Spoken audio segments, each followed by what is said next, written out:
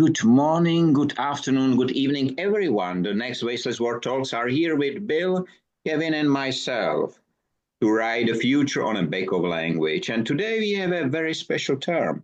I think it's second time or so when it's not one word, but two words. The last page. And I will start with Kevin this time. Kevin, if you close your eyes and you hear the term last page, what came first to your mind, please? A slightly guilty conscience, because I normally write the last page somewhere around the middle of writing the book. So the last page isn't chronological, isn't the last page written. It may be the last page in the book, but the ending normally pops up before the rest of it is done. That's interesting. What about you, Bill?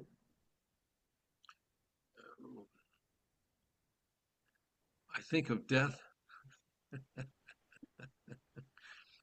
I think the last page is just before I'm going to pass over.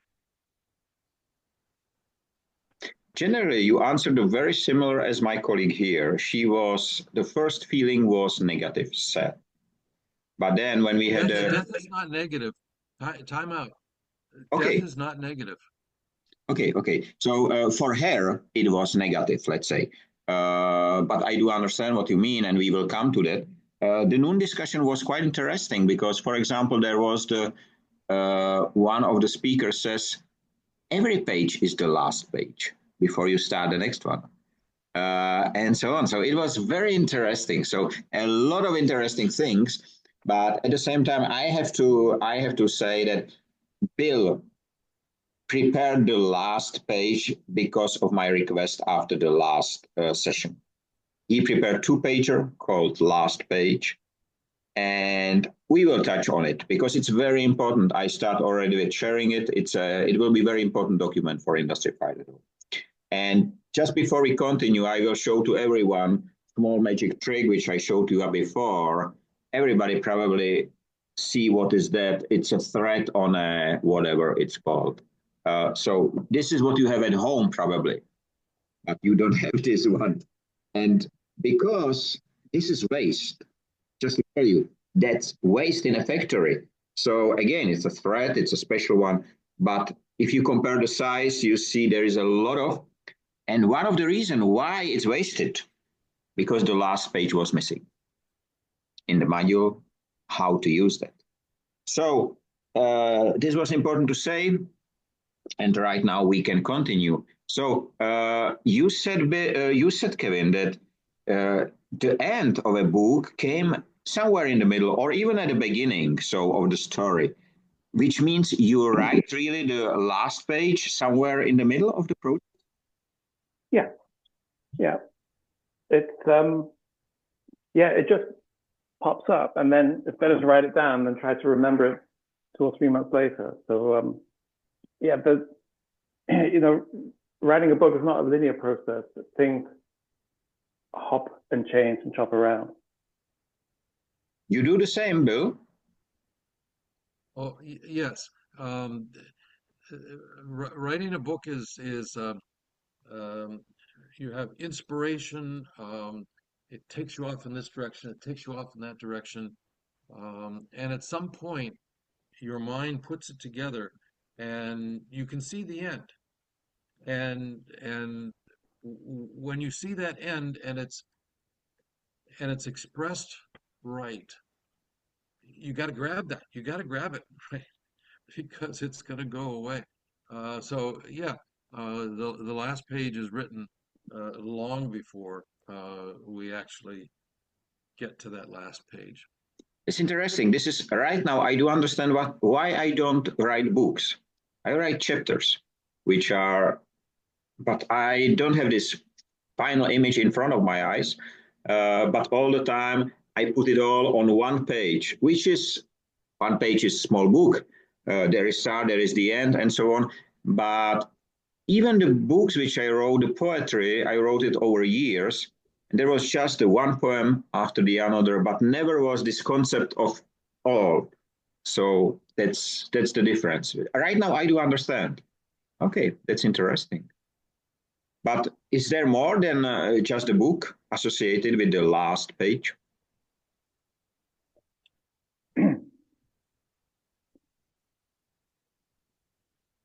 Yeah, yeah. In a way, I agree with Bill that it is, you know, the last page is an ending.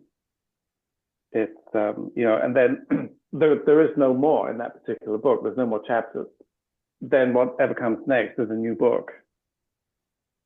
I remember I read a translation of Hermann Hesse's The Glass Bead Game, and I was so sad to come to the last page. It's such a beautiful book. I didn't want it to end. So that last page was really, it's a long book, but it wasn't a great feeling. I remember James Michener. I read all of his books.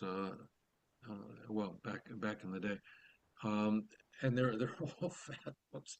There's 500 or 700 pages, and I would get to that last one, and my overwhelming feeling was disappointment.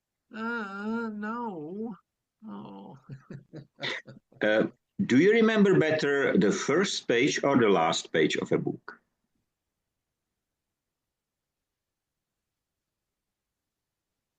I can't remember the first page of any of the books I've written, but I can remember the last pages. Yeah, I think I agree with that. Because some of the people, I asked the same a question a few hours ago, and some of them, I don't remember the first, I don't remember the last, but with the good books, I do remember the content, which is similar to me generally. So I have this memory that when I open a book, I know that I read this book and I'm not reading it again because it's boring for me. So I read books only once, except of two books, which are very special, small books. These are, I can read again and again, and every single time it's fascinating for me. But these are only two. Yes, Bill? When the grandchildren are over here for a sleepover, just before they put their head on the pillow, we read a book. And we read a lot of the books multiple times. Each time we read one of those short little books is different. The 6-year-old puts his head here. The 8-year-old and the 3-year-old are on this side, and they react a little bit differently. They try to read some of the words in there. Everyone is different. So I enjoy reading those books multiple times. Did you do the same, Kevin, with your children? No, my wife used to read the books. I would make up stories for them.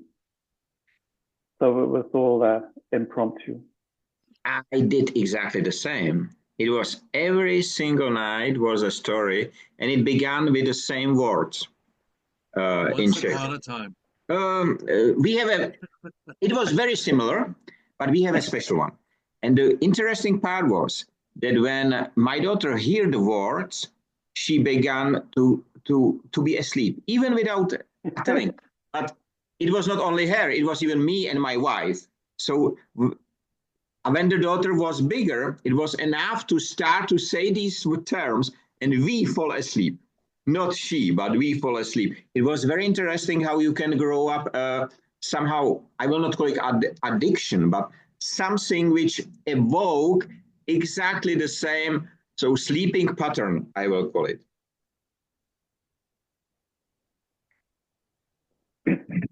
I was just wondering, you would think that the last chapter would be more important than the last page. But everybody talks about the last page of a book rather than the last chapter. You know, I do remember books which are intentionally ending in the middle of the story because you have to buy the next one. And they are fascinating. So Isaac Asimov's some of his work exactly this way. and you are on the last chapter, last page, and say, what, why, when will be the next one? So, and it's good if it was already written, but when it was not, horrible to wait, horrible. Do you remember watching TV and you had to wait a whole week until the next episode of a series? That was torture enough, wasn't it? But it was standard. You know, even Seinfeld was, at least in my country, it was all the time this 1 week delay. Right now, they repeatedly stream Simpsons, and they put new one and the old one next to it, and there are 3 or 4 episodes in just running after each other. And you know everyone, because Simpsons, they just draw it a new one, but the story is the old one. So it's fascinating how they really kept for such a long time selling the same stories. I tried to explain to my kids that that's how the world used to be, but they weren't impressed. I just have a very interesting. I talked about nothing yesterday. I have a 12 years old boy. And you know, so he's 4 times younger than me already, or almost 5, which was very interesting. And we have not been sure if I will be able to speak with him, but we did. And there has been few surprising moments, like, what about you and AI? He said, I don't use it. I just use it time to time for work, homework, but very less. And what about a mobile phone? I don't like it. He was the first one from this young generation who said, I rather play with hammer and a piece of wood somewhere outside than looking in my smartphone. It was surprising for me. So I don't think we are on the last page of this civilization with the new generation, with the people having the ability to understand what they are doing, how the world is working, not in the virtual world, but the real one. And I was really very positively surprised, you know, because a lot of people, especially after this recent discussion in the White House, they said it's the end of the world. But it's not the last chapter, not at all. It continues. For me, it's a theater for all those who just watch and have to say, I watch my wife and my daughter discussing with the TV screen. You know, I said, why are you discussing with the TV screen? Will you reach these guys? No, you will never. So you can be angry, you can be happy, and what? So switch it off. That's the best solution. I think that the world is actually becoming, in a lot of ways, a much better place. You know, I was just wondering, how many things do we used to have to put up with, like waiting a whole week to watch the next episode or something? And so you couldn't plan anything on Wednesday night because at 9 o'clock you knew that you had to see the next part of the series. Whereas today you can just sit down whenever you want and watch the whole thing, or watch as much as you want, which is somehow really liberating. And the same with, you know, instead of having to watch the news in England at 9 o'clock every night, and it was state-controlled news. Now you can get news. It's not really news, I guess, but now you can get opinion from wherever you want to get it from. You don't have to be spoon-fed anything anymore. You can choose what kind of diet you're going to consume. But does that teach us to be better people? Or is delayed gratification teaching us something that we are not learning today because we can have it whenever we want it?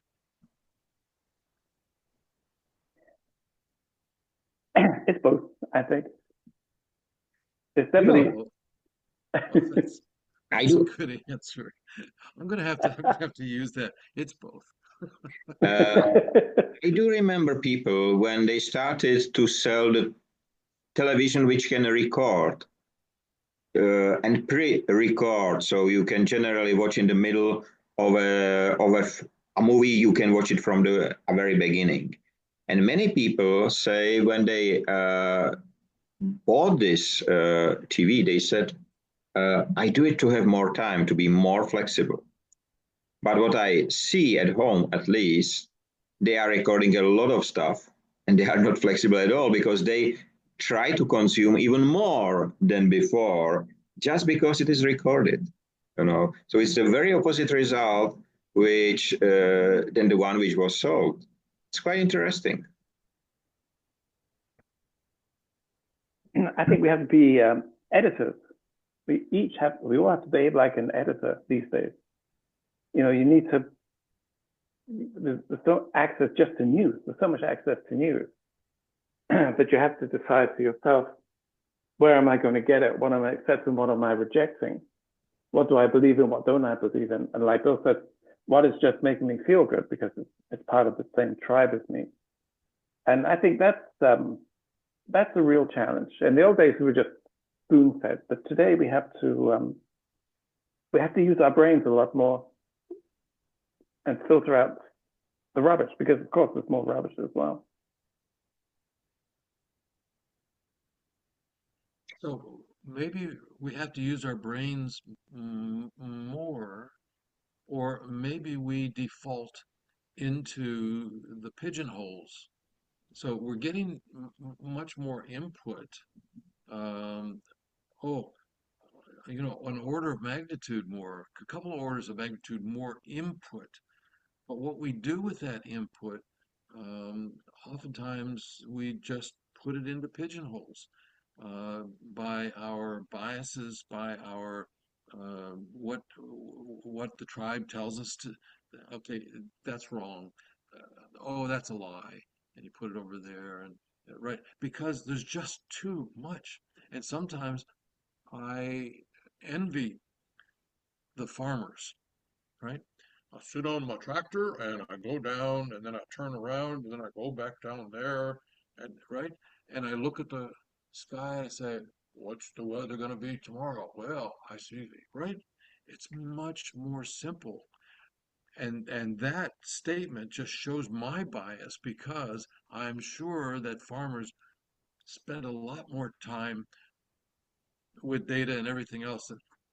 And then 10 years from now, they'll all be self-driving tractors. So what will the farmers do? They won't have to sit on their tractor and drive down here, right? You know what? Every minute of every day, I think there is so much I do not know. There is so much, but on the other hand, I send you just before Addis 7th, I send you the omnibus by European Commission. It's the new program correcting the Green Deal, let's say. So they issued a new one, they call it omnibus. What is interesting, do you remember our omnibus? It was at the end of, I think it was February 21st, 2024. European Commission issued their omnibus February 25th, 2025. And I am just asking myself, I have introduced Industry 5.0, European Commission needs 6 years to steal it. Right now, they use the term omnibus 1 year. And I'm just now asking myself, what do the 32,000 direct employees of European Commission, why not a single one came at least with a term which is not being stolen by someone?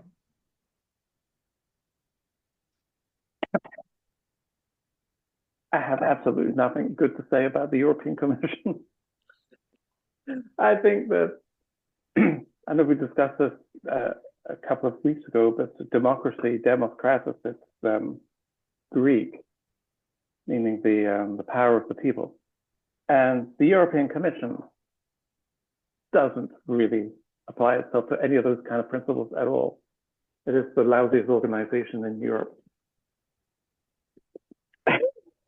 I just came, before we started, I just came with about one news from German newsletter generally. The head of T-Mobile, I think, in Germany, he said, I would like to have dog in Europe. And I was thinking, so not a bad idea. I will start with the telecommunication business. They have bigger and bigger profits. General infrastructure already finished, so they don't need to the profits and the prices for the end users are growing. So I will start with them. It's quite interesting that the dog department does not analyze their own work. No, they are going around. So around as possible. This is what they are being paid. I don't know. I have just read, Bill, that the guys who are working there, they have over average salary, 196,000 US dollar per year. Is it a lot of money for a state employee? Yes, it is. It is. Okay. So a really good software engineer might make 80, 90, 110. So 190, and I understand that those people are very young. So do they have all that experience? Um, it's a big number. They don't, and this is why they are hired, because they want for money and they will do everything for this amount of money. They don't care about the future. They are young, so they don't need to care. I just have a discussion today in the morning with one of the managers I'm working with. His son is quite good. He's very young, but is quite good in making videos and so on. So in some way, in this modern age of marketing. And he really generates a lot of money in the age of 16, 17 years. So he's very young, and he was all the time sure that when he gets this money, he will behave like the adult, will care about the future and so on. And he just told me in the morning, he said, Michael, I don't know what to do. He's just wasting the money everywhere. He has so much that he does not care. And when we ask him whether he cares about the future, he says, I don't care. When I will be old, I will start to care. And it's quite interesting approach. If you get such a big amount of money for delivering lies, you will deliver lies. You don't care because you have so much money. And that's the way how it's being run, I would like, these are the lies, At the factory said we are zero waste. And they can say it because they will throw this in a garbage bin, and in the garbage bin after that they have zero waste. But it's not true. So it's quite interesting how everything is connected, But at the same time, it was fascinating to walk through the factories because the people has been aware of the need to change something. But because of the professional blindness, they didn't see the potential. But a huge one. I hope really that we will start a cooperation. It's what is interesting. It's an American company generally, so it's originally American company, which is producing all around the globe, and in Europe the biggest factory is here in Czech Republic. But there's a good reason for that waste. Oh, think about that sentence. There's a good reason for that waste. No, in manufacturing, everybody's been in manufacturing. So in manufacturing, you have to have everything needs to be the same, right?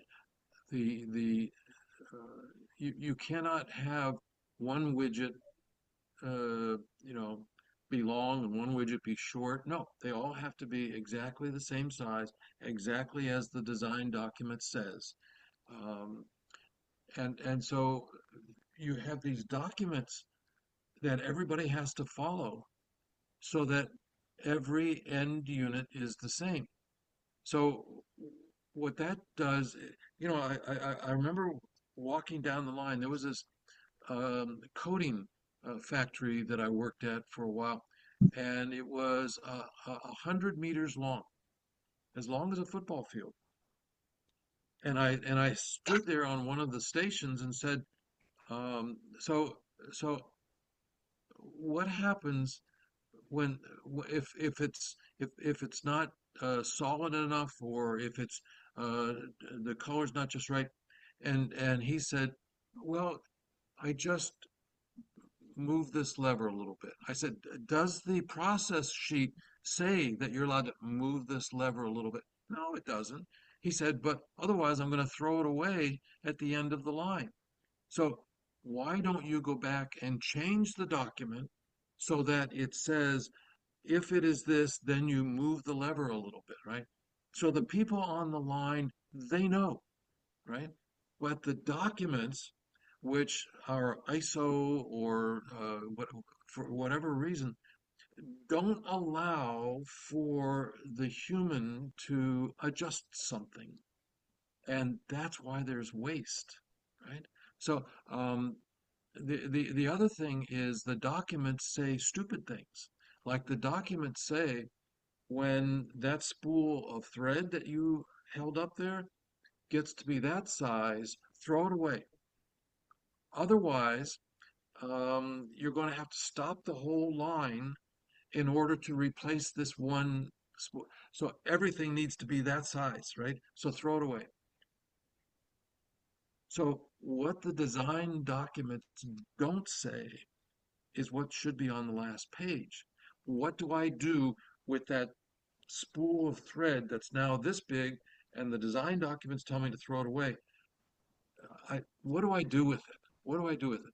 There's got to be, and so that's where the last page came from, is these very smart people who sit down and put together this design document, right? It says the dimensions and the power requirements and how to use it and so on.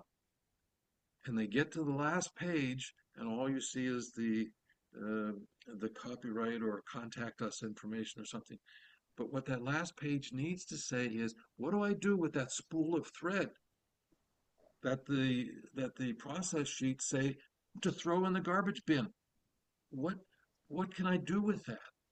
And so the last page needs to have multiple things that I can do with that spool of thread that I'm about to throw into the garbage bin. But what do I do with it? Maybe I donate it to a school so that they can make, little puppets or whatever. But the smart people need to put their smart brains to work on the waste. And that's what the last page should be. Alternatives. Kevin, you have something to say, probably. No, I just think from what Bill was saying, it reminded me of a story from Scotland, where it's a large salmon industry there. And for years, they would just fillet the salmon and throw the rest away. And one of the guys went to Japan, and he found out that salmon cheek is a delicacy in Japan. And so he went round to everybody who was producing salmon saying, listen, can I buy the heads of your salmon? And they said, no, it's just rubbish. You just take it. We don't want it. And he made an amazing business out of that. I have exactly that. The issue is the factories will give you all their waste. Everyone, you do not have to pay. But if you do not have the buyer and the process, how to do, what to do next, it will kill you. I know it. 10 years ago, I did exactly the same. I accepted everything. But then I have a huge warehouse full of goods, which will be usable, but unfortunately, if you cannot sell it, so if you do not have the end user at the end, or many, it's not for one. You saw this one spool, but generally in one day there are several thousands being produced. So you will not have the right solution. He has the right solution because he has it. But what is interesting, Bill, just as you spoke about ISO and the other stuff, there is a very interesting thought coming to my mind. We have not wasted so much before ISO. So just wondering if ISO is one of the waste generators, because generally in a factory, and you know it very well, QC department, it's one of the biggest wasters because they say wrong, wrong, wrong, wrong. Maybe you're right, but usually if they say wrong, you cannot do anything. You are in a production, they are QC, they are the responsible one. And frequently you see a product, again, the same factory. This is part of probably seat for a truck, but it's very exclusive. You know, it's a 3D print. It's a 3D, not print. It's 3D whatever. But it's something wrong with it. So this is why this pink part is here, marking it's wrong. But it's a great for cleaning glasses and displays, for example, and so on. And it looks well. So if it will be a case for mobile phone, it will be all the time clean, the mobile phone. So it's not a bad idea to have it. But, you know, the QC say waste. But already a few years ago, 5 or so, I had a keynote speech for on a big conference of quality management. And I spoke there about the extension of the QC department. And one of the topics was, and that's interesting, Bill, 5 years ago, was that they should find or be part of the last page solution. We didn't call it the last page, but the process. And what is interesting, the last page you created and you spoke about is the first page of the new chapter. Every single one is the first page of the new chapter. That's so interesting, you know, and this is why it's so closely connected. So at the beginning, we said last page maybe something negative in some way, but in fact, it's really we are closer to the next one, to the what will be next, and it's the fascinating part because the next can be millions of things made out of one product, and that's the great thing. When I first described that a few minutes ago, I was saying that all these engineers who are writing the manual and so are the ones who should write that last page. But maybe it's not the engineers because they're so focused on the perfect coffee cup. Perfect. And let's measure this and they're so focused on that. But it's the person on the manufacturing line who stands there for 8 hours every day watching this line go down and they're the ones who are thinking, their brains are saying, I could use this. I could use this for whatever. Oh, you know what else I could use this for? Because they're sitting there and their brains are doing this, right? They're focused on alternatives. So I think really it's the whole team. It's the QC people, it's the engineers, it's the guys on the line. It's who should write that last page. I will add someone. They should take the piece to their children. Yes. And the children will see millions of different, because they are not limited. And I have this children brain, you know. There was a big, a lot of, on the ground was a lot of black stuff, whatever. They cut it in the middle and then these threads create whatever. And we walked next to it, and I said, "What's that?" They said, "It's waste. We did it this way. We cut it in the middle, and it's so to take the plastic part out of it because there are two types of waste."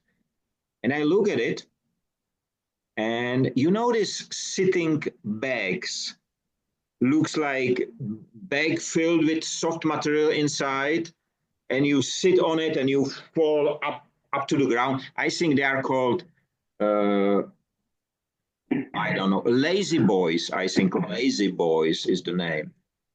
And you know, I said, it's a lazy boy. It's the feeling of the lazy boy. And the one looked at me and said, you know, we are sewing here bags for waste. So they even do the work, just giving it the wrong shape. I think the interesting thing is people who have nothing waste the least.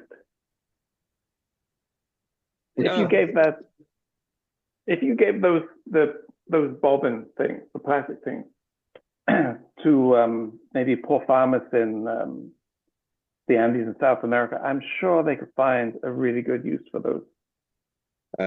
It's strange, but many of the very poor people are wasting, but in a different way.